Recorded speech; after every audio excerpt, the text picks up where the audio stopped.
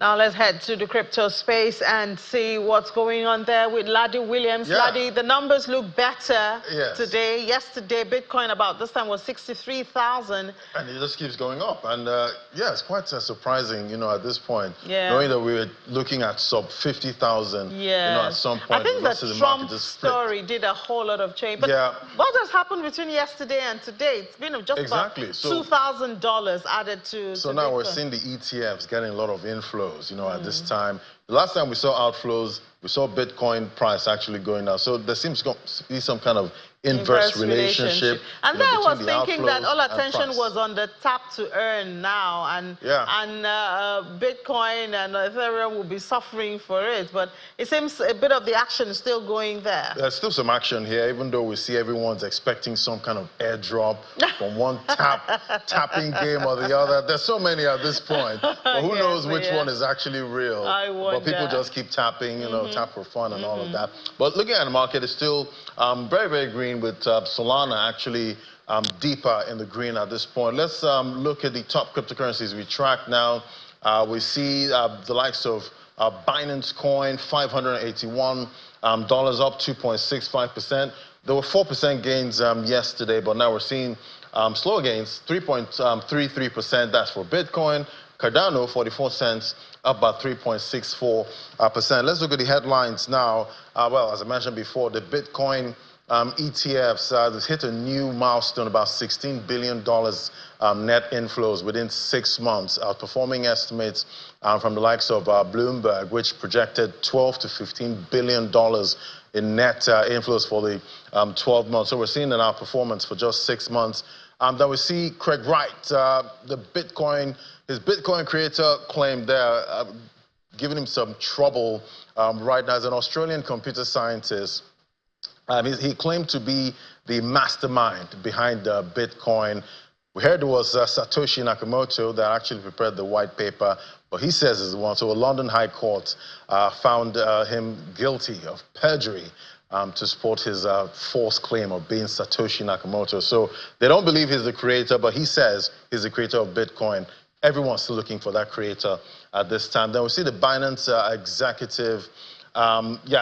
He was wheelchair bound last time we saw him in court. And we see the court has ordered the arrest of the Abuja prison doctor. He's accused of failing to produce the medical report on the detained executive of Binance Holdings Limited. So that story still unfolding at this time. The Binance issue still there. All right, let's move forward now. Definitely, it's all about the inflows we're seeing with Bitcoin ETFs at this time. Let's bring in Rume Dominic now, as the Deputy Managing Director of Aviat Industries and founder of Vorum. Great to have you in the show. Thank you very much, Laddie, for having me. I'm grateful. Yeah, so it looks like big money is flowing back into the ETFs. The headlines before now were the outflows, but now we're seeing the inflows, and we're seeing Bitcoin actually rising. What do you think is driving this inflows into the ETFs?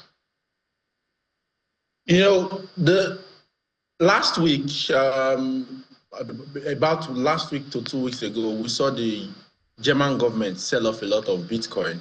And, that was one thing that actually put a lot of fear in the minds of institutional investors and retail investors, because we saw the pattern at which government can truly behave when they hold digital currencies like this or large assets. Right now, the surge in Bitcoin ETF inflow is a strong signal of a renewed institutional interest in Bitcoin, despite the fact that a lot of investors and organizations were very scared. There are several factors that are truly likely contributing to this. One is the increased regulatory clarity, the ideal portfolio diversification, and the maturing market. As we are going closer to the cycle of the peak, which is 2025, the market is maturing and the bull season phase theory is kicking in. And because of this phase theory, the Bitcoin ETF inflow has also started going up because smart investors are very much aware. So at this point, if we see inflows into the ETFs, that means Bitcoin is going to go up. And if we see outflows, that means Bitcoin is going to go down. Is that what we're seeing play out here? Well, truly, the market of Bitcoin, there's something called the market capitalization. And the market capitalization is actually the amount of people that are invested into that asset across every financial instrument. Whenever the liquidity of an asset goes up, just as it is in the financial sector, like what we do at Aviot, when you have two currencies, maybe a base currency and a quote currency, and the base currency is going up, you always find an uptrend. Right now, a lot of liquidity is going into Bitcoin, and that's the reason why the base currency Bitcoin is also going up, and that is a correlation with the reason why the ETF inflow increase in terms of volume is giving us that rise in Bitcoin. So with this now, it seems we know the direction of institutional investors when it comes to Bitcoin, at this time. But what do you think retail is doing at this time, or what should retail investors be doing? Truly, retail investors right now should be doing high level of research. 2 nights ago, I was up for over 5 hours.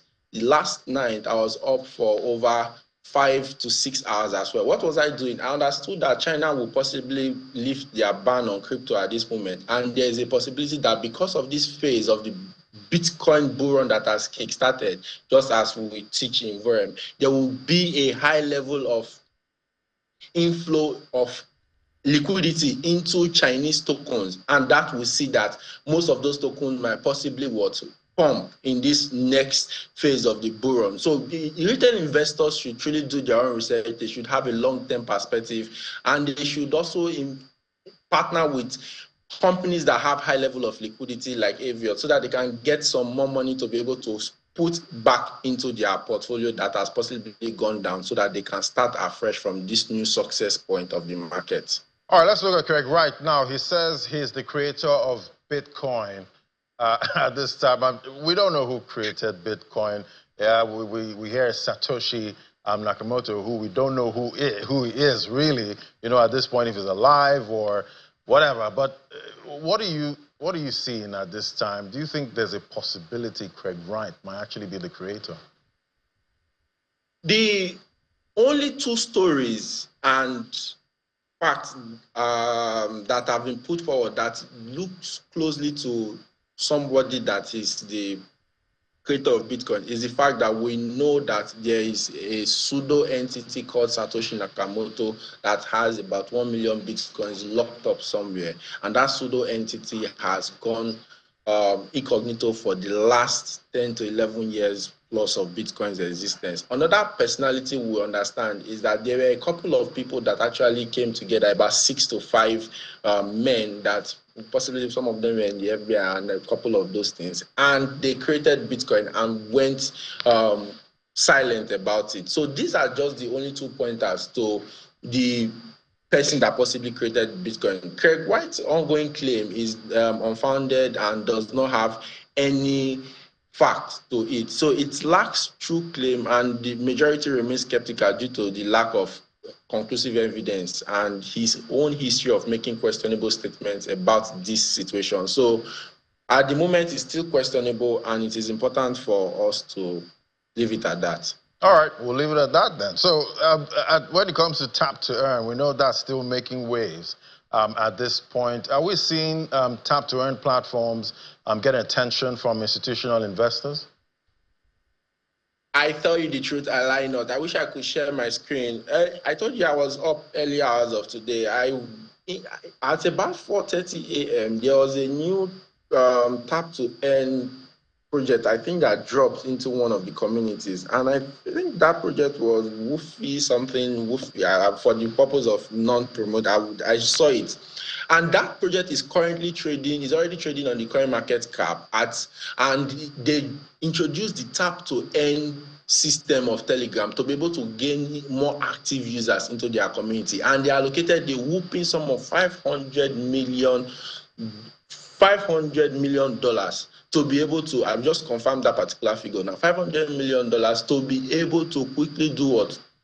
Start getting, $500,000 to be able to start getting in investors into their system. And I tell you the truth, I lie not. In the last 1 hour that they launched that thing, over 5,000 to 6,000 new users were already on their Telegram group as the tap to earn system was introduced for that cryptocurrency. So the market is using that particular style to be able to make things better for their projects. All right, we'll definitely keep watching that segment of the crypto market. Tap to earn. Thank you so much, roommate Dominic, Deputy Managing Director at Aviat Industries. Thank you. I'm grateful. All right, so there you have it. Ladi, we need to create a tap-to-earn project. At some point. This is our time. We should have some game developers in Nigeria. They should be, jumping in on this. I'm telling you, it's just so much. And you know the way the world is, one success story births so many. Some unsuccessful stories, and that seems to be the trend. You have some of the scams and the rug pulls. Yes, definitely. So I think people should just be careful. But the big question now is who created Bitcoin? Could it be any? Well, we'll find out. Dominic says, let's leave it at that. Let's leave it at that. To be safe.